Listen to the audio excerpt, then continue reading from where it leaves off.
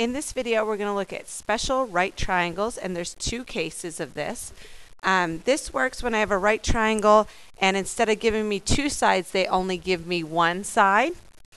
In Pythagorean theorem, if they give me both sides, I can use that. Okay, the first case is a 30, 60, 90. And in that, you have a short, a long, and a hypotenuse. The short is going to be across from the smallest angle. So this is going to be my short. My hypotenuse is always across from the right angle. So hypotenuse. And then this is going to be the long side. Okay? Now let's look for a second. I'm going to put some numbers in and let's see if you see a pattern. My short is going to be 4, my hypotenuse is 8, and my long is 4, the square root of 3. Take a second and see if you notice a pattern. And let's look at another example. 30, 60, 90. My short is going to be 5, my hypotenuse is 10, and my long is 5, the square root of 3. See if you notice a pattern.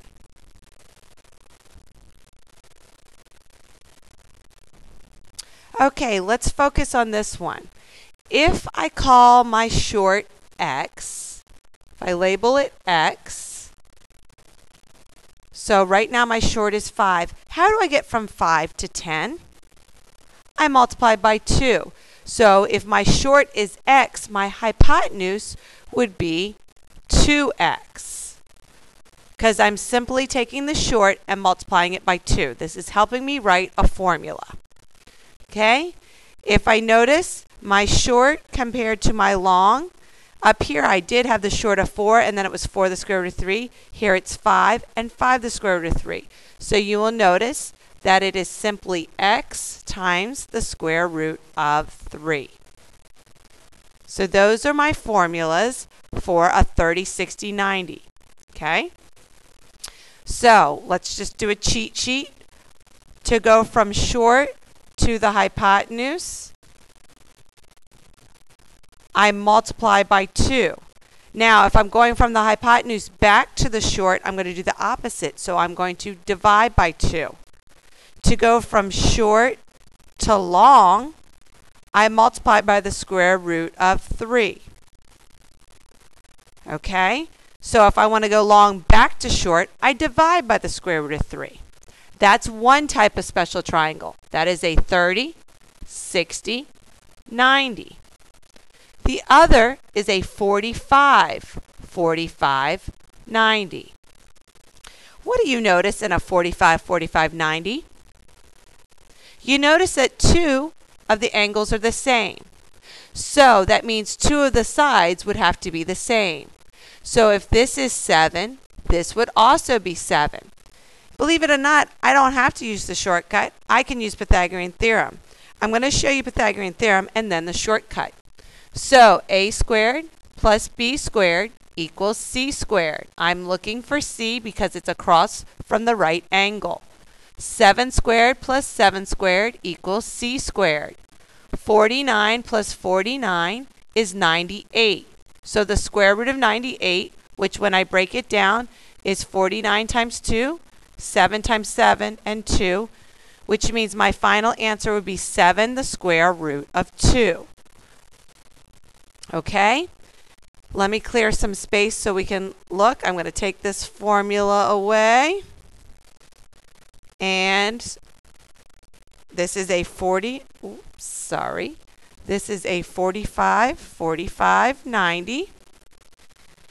If this is 5, this is 5, this is going to be 5, the square root of 2. Do you notice the pattern from the leg to the hypotenuse? Let's try to write the formula. Let me clear some space.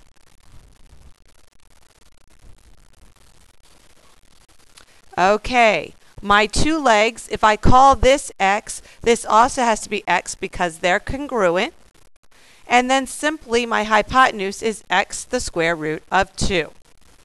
So to go from leg to hypotenuse, I multiply by the square root of 2. that gives me the hypotenuse. If I want to go from hypotenuse back to leg, I divide by the square root of 2. I do the opposite. Let's try some practice problems. Here we have a 30. Sorry about that. We have a 30, a 60, and a 90. Remember, across from the 30 is my short side. So I'm just going to pick a number. I decide that I like the number 9. Okay. So going back to our formulas, I'm going to write a cheat sheet here. We had 30, 60, 90. Across from the 30 was x. The long was x the square root of 3. And this is 2x. Okay? So when I look at this across from 30, this is called x. This is 2x. Well, that means 2 times 9, which is 18. When I look at the formula over here again, across from the 60 is x the square root of 3. X the square root of 3. Well, if x is 9, this is going to be 9 the square root of 3. All right, let me draw another one for you to try.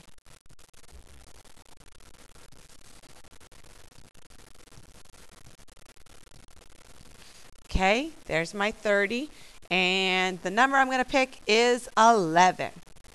Okay, I'm going to give you a couple seconds to see if you can fill in the sides.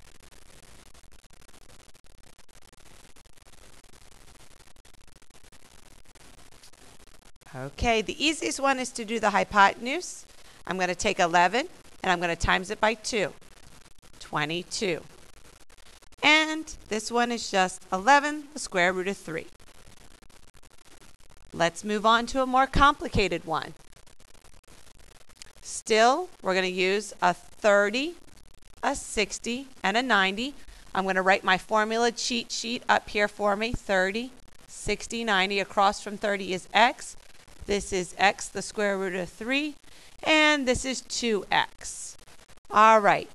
I'm going to do a medium one, not an evil one. Let's start with a medium one. This is going to be 20.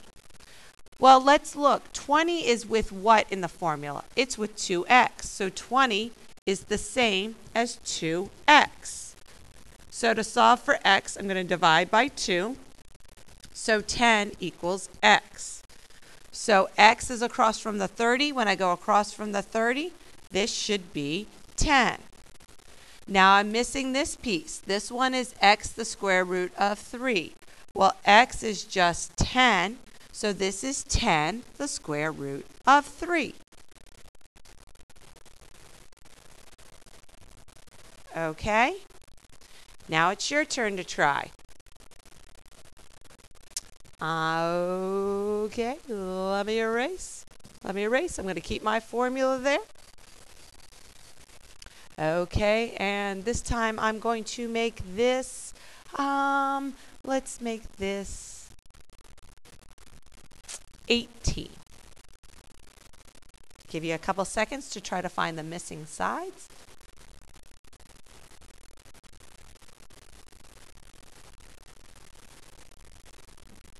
Okay, 18 is in the location of 2x, therefore x is equal to 9. And this one should be 9 the square root of 3. Next problem. Okay, we're still going to try another 30, 60, 90. I'm going to write my formula cheat sheet off to the side. This is 2x. This is going to be x. This is x the square root of 3. 30, 60, and my 90. Okay, a little bit harder this time. I'm going to be really challenging this time. I'm going to write this as the square root of 12. Okay? All right. The square root of 12 is in the same location as what in my formula over here? It's across from the 60. Okay, so it's in the same place as x the square root of 3. To solve this, I want x by itself, so I'm going to divide by the square root of 3, which means the square root of 4 is equal to x. Now, the square root of 4 is just 2, if I simplify it, which means that this is going to be 2, And to go from x to the hypotenuse, I multiply by 2, so the answer is 4. It's a great trick that if you keep your formula sheet and match up the item to the formula and solve for the variable, it makes life a little bit easier. Let's look at the next type of problem. Okay, in this case, we're going to have a 45, 45, 90. And they might not write in 45, 45, 90. They might make it look like this, or they might say isosceles because two sides are equal. All right, simple one. I'm going to make this 3. You got 5 seconds. Come up with the answer for this piece here. Okay, if you said 3, you're right. Now, here we go. I need to find the hypotenuse. Now, if you really didn't remember the shortcut, you could use Pythagorean theorem at this time. But let me do my shortcut diagram up here. There's the 90. This was x, the square root of 2. I just have to slap on that square root of 2. So 3, the square root of 2. Okay? If this was an 8, then this would be 8, and this would be 8, the square root of 2. Easy enough. Let's do a more challenging one. Okay. I'm going to make this 12. Okay? Using the cheat that if you line up the number with the formula and solve for the variable, 12 equals x, the square root of 2, which means I have to divide by the square root of 2. Well, that's not allowed, so I have to multiply by the square root of 2 over the square root of 2, which gives me 12, the square root of 2. And remember, square root times same square root, just drop the root and I get 2. Here, I can do 12 divided by 2, which is 6. So 6, the square root of 2. If this is 6, the square root of 2, then this is 6, the square root of 2. Okay, let's do a slightly easy one to finish it off. All right, erase my numbers.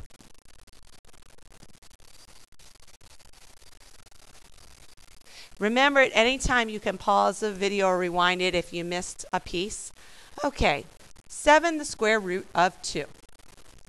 7 the square root of 2 is in the same location as x the square root of 2. To solve for x, I divide by the square root of 2. Guess what? The roots just cancel, so x equals 7. So if this is 7, this is 7. I hope this helps.